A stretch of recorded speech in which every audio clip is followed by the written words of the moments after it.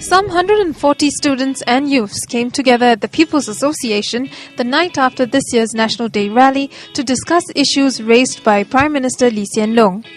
Chaired by 3 members of Parliament, the lively discussions ranged from the economy to education and to the Singapore spirit.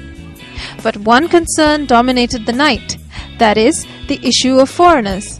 Many voiced worries that foreigners were taking away their jobs and homes. Many others felt that foreigners were not assimilating well into the Singapore society. This participant stood up to relate this incident. Look at bus. Ask the bus driver. You go where? You look at me. 我不可以讲英文，你可以讲华语嘛？你可以看我吗？我不是华人。But you could converse with him immediately already. I'm one of the few minorities that can speak Mandarin. What I'm trying to say is that you ask the makcik or the Indian mama man to go and speak to them, how can they communicate? Service industry, I think basic is they should have conversational English. Very bare minimum. Okay. Don't put them in the industry. I don't blame them. I blame the employers who hire them. How can they send these workers out and they can't even speak basic English? So I have no problem with them taking on these jobs, but I feel that they should be equipped with some basic skills. A student also shared this with the audience.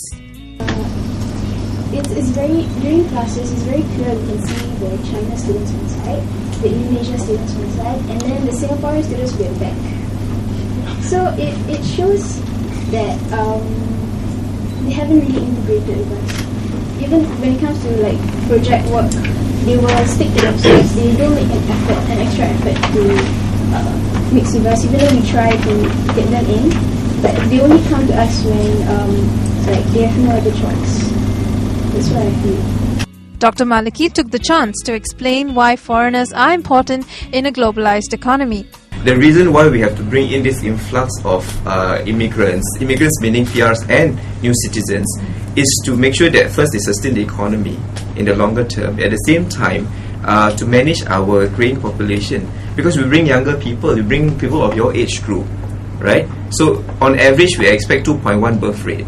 Today it's at 1.2, right? Way below replacement rate, right? We need something like 32,000 babies per year. We're producing something like 20,000. We are short. Every year we are short, right? So because of that, we really need to bring in the immigrants basically it's every batch lah.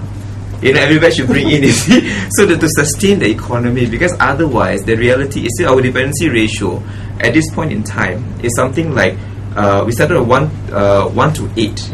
That means 1 elderly to 8 adult working. By 2030, it's going to go down to 1 to 3. Just because we just having people are growing old and not many babies are coming of age to support, you see, as far as the economic dependency ratio is concerned. The youths also shared their idea of the Singapore spirit. But I think it's also a mental mind change, or a certain level of conviction or pride in what we do, that we're fabulously efficient, or certain things that we ought to take pride for. It's like it's like one of my friends said, she's like, I don't understand how the Australians can be proud of the kangaroo, but we can't be of the Merlions. I'm like,